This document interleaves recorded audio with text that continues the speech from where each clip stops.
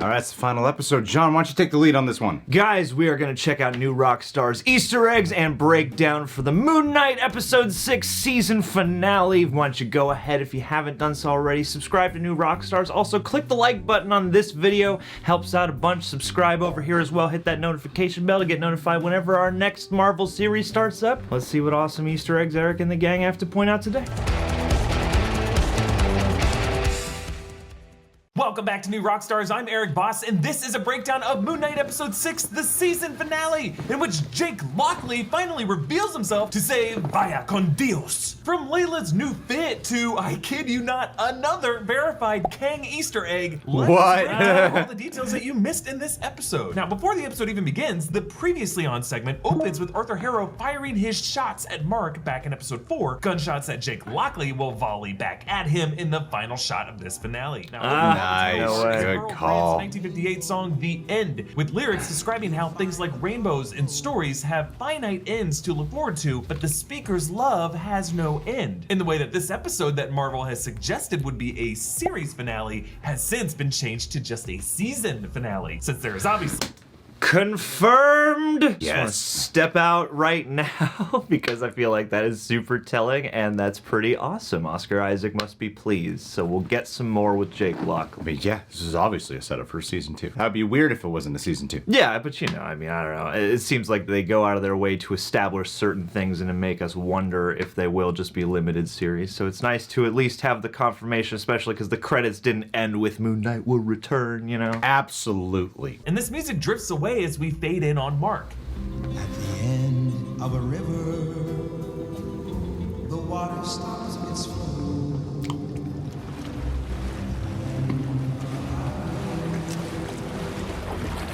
Yeah, Earl sings the words, at the end of a river, the water stops its flow, right as we see Marc Bobby dead in that water, and the audio mix works in sounds of crashing waves along the bank of a river, despite Marc floating in just this mere puddle. Just a cool way of linking him to Stephen's drowning in the sandy ocean. Harrow says, Sorry it had to be this way.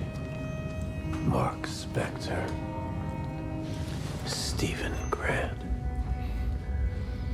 whoever else might be in there. Rabbi Lockley. that there is indeed a third altar still inside that body, the one who will avenge these gunshots. And as Harrow places a scarab on his chest, Marc's Star of David necklace is visible, another reminder of how Egyptian mythology and the mysticism of Judaism in the covering of mirrors during the Shiva mourning periods are equally important to Marc, especially in his relationship to his own reflection. Harrow turns... Be nice to explore some Judaism once in a while.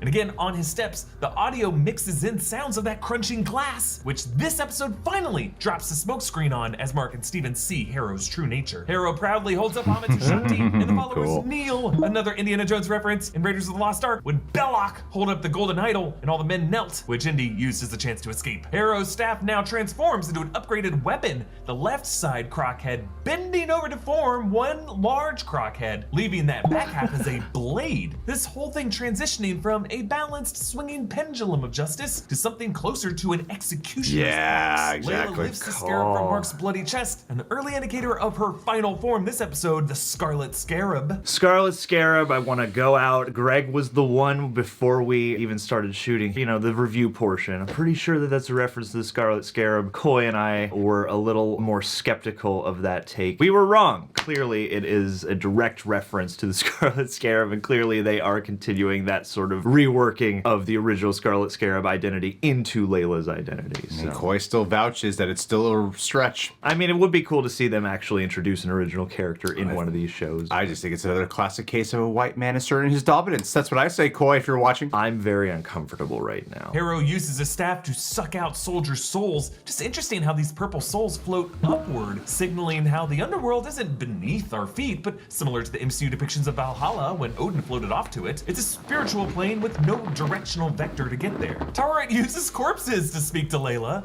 It's Marc who's telling you to stop. He's dead. And I'm talking to you through dead people right now. So what? Yeah, the actor who plays that soldier, Ammit Saeed, does such a good job matching Antonia Salif's hand gestures and demeanor as Taweret. And you can be my avatar.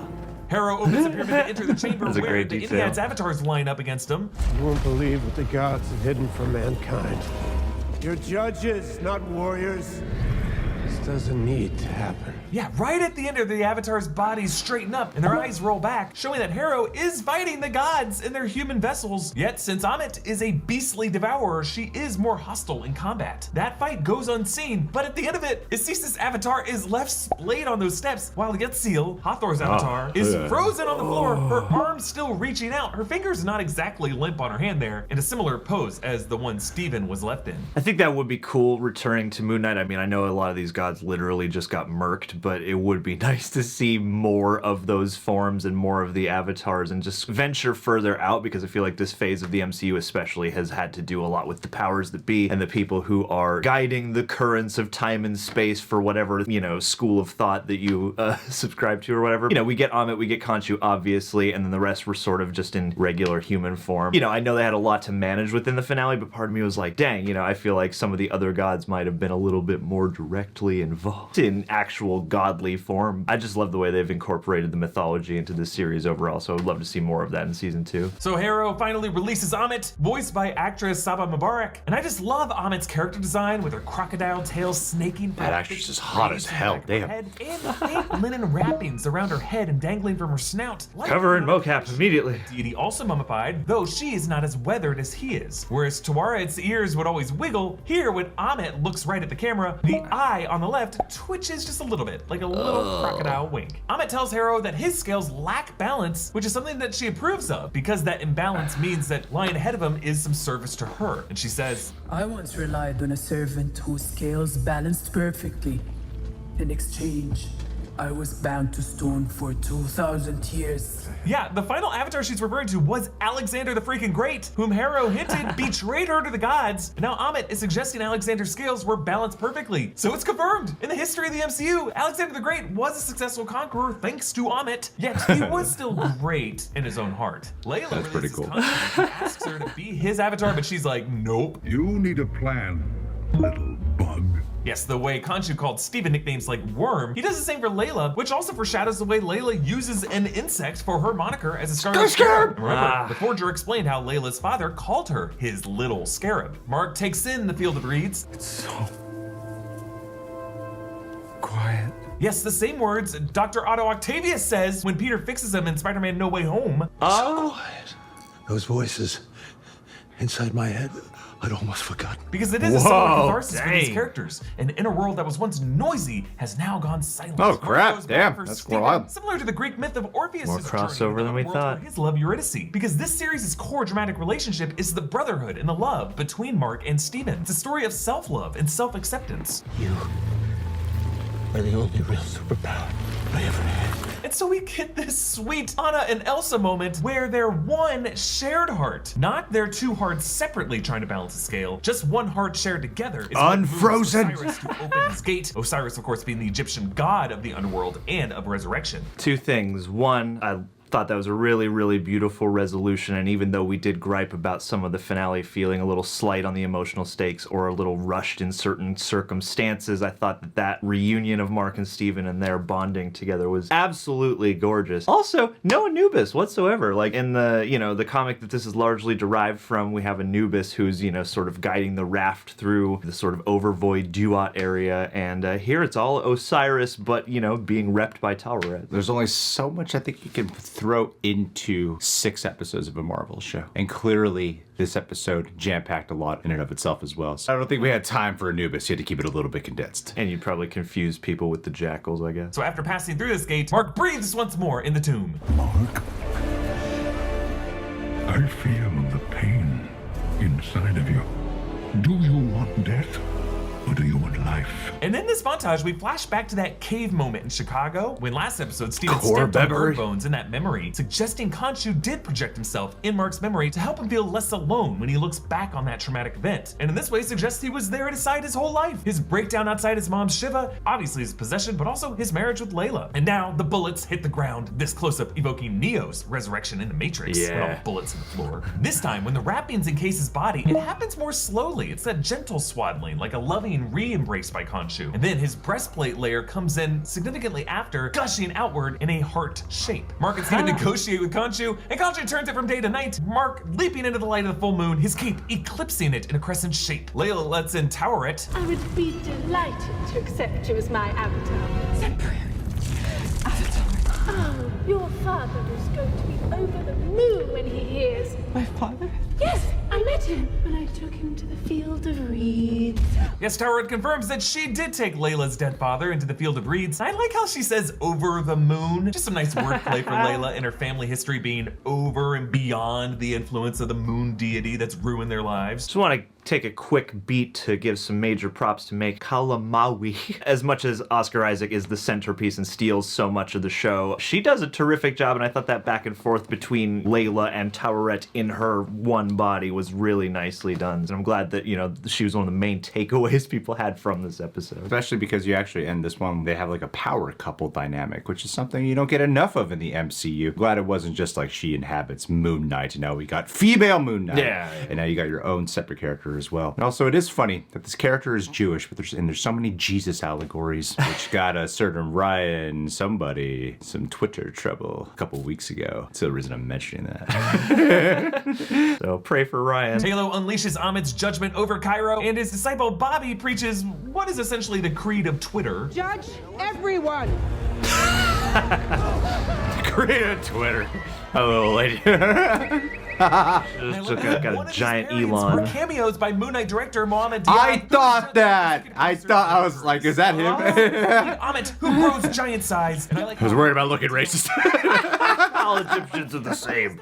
And they all directed Moon Knight. actually see giant Ammit, and then later also see giant Khonshu, because episode 2 did establish that regular folk cannot see Khonshu kick the trash bin or see the jackal smash into stuff, and that these supernatural forms only present themselves to those they wish to see them. And also, we don't really see any reaction shots of the Egyptians looking up and going, holy shit, a giant crocodile and a giant bird skeleton. Layla emerges with a new suit from Toweret as the Scarlet Scarab, confirmed by Marvel. You can see the red Scarlet insignia on the damn, collar, there you go. and she unleashes Even more. Scarab wings. Now, in the Marvel Comics, the Scarlet Scarab is Abdul Faul, Egyptian villain to a group called the Invaders, which included Cap, Bucky, Human Torch, Namor, and Union Jack. This series has given us hints of this, with Layla's name being Layla Abdallah El Faouli, and that red scarab on her bandage. Oh, Also, dang. closing credits of every episode have shown a scarab with her holding that scarlet-colored flare. Marc confronts Harrow, and I love how the frame rotates on the incline of the pyramid with the full moon behind them. Amazing shot Such a composition great shot. and blocking, because Harrow has the high ground and only has to run downward, whereas Marc has the low ground and must run up, yet sprints at the same speed as Harrow and hits him with a powerful knee uppercut. The moon framing this all makes it clear that this round goes to Marc. Giant Khonshu fights giant Ammit, right as Marc and Steven fight Harrow in an aerial battle. Now, despite the trope of giant CGI battles in the climaxes of many MCU titles, I actually don't mind it here, because as is often the case in mythology, the battle between mortals is a proxy for a higher tier feud between the gods. There's one thing too I think this show did really nicely is like mirroring and incorporating the themes of the mythology. Not that I'm an expert on Egyptian mythology or anything like that, but really making it feel way more than just like window dressing or a way to make something look fresh but be the same. Like they really lived in that world in a very nice way. Even with the previous shot of them running up and down at each other, like just the themes of above and below are really nicely handled here, I thought. Yeah, and I'll also say that when we film these, and we've got these lights, and we're usually further back,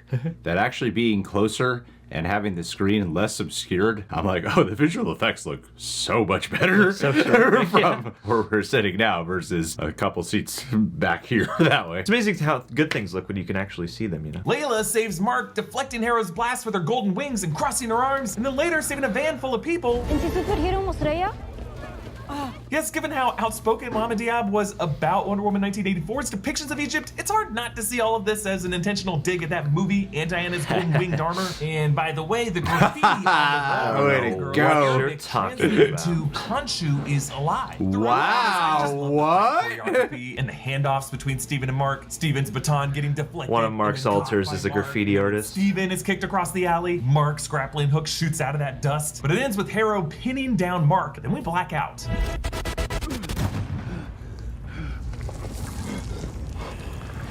Jake remains in the Moon Knight suit. So Jake Lockley obviously took over here, as he did in episode 3 with the thugs on the roof, and in the transition at the end of episode 2 when Marc suddenly found himself in the Egyptian hotel, and probably the violent blackouts when all those guys ended up dead in the Alpine village. Here, when Marc wakes up, he's nearly plunging that axe blade into Harrow's head, and in addition to Harrow's men now dead around them, there's also a bunch of flames that were not there before, cars wrecked and burnt, and that shop behind them, whereas before it was undamaged. Now the neon sign is mostly out and a fluorescent bulb dangles. So we still do not know what Jake's suit looks like or how powerful he is, but presumably this suit is capable of unleashing some explosive targeted shockwaves, possessing some kind of power beyond the healing powers and the weaponry of Marc's ceremonial attire. Actually, that third look might be visible for a few frames in the credits, right before we flash to the hooded Moon Knight, another form with frayed mummy wrappings over the face, but with the eyes left exposed. That could be what Jake Lockley looks like when he takes charge. Obviously, it's going to be awesome to see whatever they, or at least to anticipate and finally see whatever they reveal to be Jake Lockley's suit. But also, just the one thing I am really excited about, and maybe more so than a lot of the other MCU shows, is to go back and rewatch and see all the different sort of pieces that add up. Because I think early on in the reviews and stuff, we were expressing this wish that, you know, after a certain point, we hoped they would save Jake Lockley for the very end and use that as some kind of big reveal. And I like the way they did that here. And there are so many wonderful little clues and details to catch up on. And I wonder if any of those might hint at what the look is or anything moving forward, you know? I'd like Jake Lockley just to be in his hat. It's just a hat made of mummy wrappings. Because that's the Jake Lockley look. That's what I thought was cool, was he was just an assassin. He might not have an actual Moon Knight or Mr. Knight kind of suit. Khonshu's like, you know what, actually, you're good. Like, when he assassinates Arthur Harrow in the end, he's not dressed in some Avatar suit. He's just dressed like a normal dude undercover. So, yeah, I think it'd be kind of cool if they just kept him that way. Layla and Marc use a spell to mortalize Ammit, but Marc cannot bring himself to execute Harrow. So Khonshu agrees to release them, we think. But Stephen wakes up in Harrow's office where they now see the blood pooling from his sandals. The implication might be that Harrow's feet in the series were always bleeding, but Marc, Stephen, all of us did not see it until now. Kind of like in the Sixth Sense. Oh, fascinating. He sees what he wants to see. And that color red's true significance is not clear until it all comes into focus. But this office, I believe, is not real. Not like the rest of the hospital that we saw in episode 5. The hospital was their perspective of the Duat underworld ship. Rather, this room is their organizing principle representing their subconscious self-doubt. So last episode, they would suddenly teleport back to this room when one of them suffered a mental break. So this Ned Flanders is not Harrow. It's the embodiment of doubt that Harrow's antagonism represents for them. And now that they see Harrow as a bleeding mortal he truly is, they are no longer trapped under their doubt's control. They control it. So Stephen says goodbye with showing both his closure with their mum, but also their departure from Ammit's spirit inside Harrow. And the final scene takes Marc instantly back to where they were in their opening shot of the series, waking up in their London flat, once again listening to Engelbert Humperdinck's A Man Without Love. The tank now has 2 goldfish, reflecting Marc and Stephen coexisting, the brothers learning to share. But they fall on their face once again, restrained by the ankle. This restraint and the fish, when you think about it, represented one altar keeping another altar trapped in a tank. And now Jake Lockley has really done that to both of them, what Marc had done to Stephen. Wait a minute. Now the credit sequence shows now a full moon, an evolution throughout the series, now symbolizing Marc's wholeness with Stephen. But the post-credit scene shows Harrow in another psychiatric hospital. Actually, first we see a shot of a rubber ducky dressed as a doctor, maybe a nod to him being a quack doctor in Marc's mind. The way Stephen has always been surrounded by sand on this series, now Harrow sees sand in his coffee cup, but spills it, showing the kind of clumsiness Stephen would show whenever he fell on his face getting out of his bed. But Harrow still has that tattoo, meaning this is the same real-life guy from the before. This isn't in anyone's head. The nurse is waved away. I beg your pardon? Tranquila, señorita, tranquila. Yeah, it is off screen, but Jake did something to woo or flatter that nurse. Like, she doesn't know where to put her hands. Either she is awkward or smitten, just proving this guy to be a smooth womanizer who asked out Dylan back in the museum. Jake She wouldn't question his voice. And why is not speaking Spanish anymore? And likely a nod to Oscar Isaac's ancestry, perhaps even hinted at by the Más Allá del Sol last episode, which now plays once more from the limo. But they wheel past this poster with a QR code. This is the same QR code that's been hidden in several episodes this season, but now when you scan this with your phone, the page that it takes you to has been updated to a 2019 Moon Knight comic in which Moon Knight faces Kang the Conqueror. Wow. This is the second character in Moon Moon Knight after we confirmed That Pharaoh to be a Roberts big in ass episode hint. 3. Now, Kang obviously did not appear in the series. They really didn't need him in the story. But still, this is a Moon Knight producers hinting that the history of the MCU's next big bad is connected to all of this. And who knows? Moon Knight or the Scarlet Scarab, Khonshu, Tower. Oh, that's so clever, man. In a future MCU appearance, like Loki season 2, maybe Ant-Man and Wasp: Quantumania. Oh, that's so clever. I'm gonna just call Loki season 2 right now because it's the obvious thing to call, but that is really awesome, and I feel like one of the main sort of things people have echoed throughout this phase is, I thought there's so many more things were gonna connect to Loki and Kang, and I thought Kang was gonna be so much more important to like the immediacy of this phase, and so it's cool to see that they are still setting up those threads, and for a character like this to be, you know, getting those Easter eggs, I cannot wait to see them collide in some way, shape, or form, especially because too, I mean, Kang has the Pharaoh persona, you know, that he lived in at one point, so maybe even we could see that in a following season in some kind of flashback or whatever. It's nice to see Kang back in the fold, you know? I think it would have been too much if they tried putting Kang in one of these actual scenes inside of Moon Knight, like to keep it focused and just keep it focused on the story itself, because those barcodes have always been reflective of each episode. But to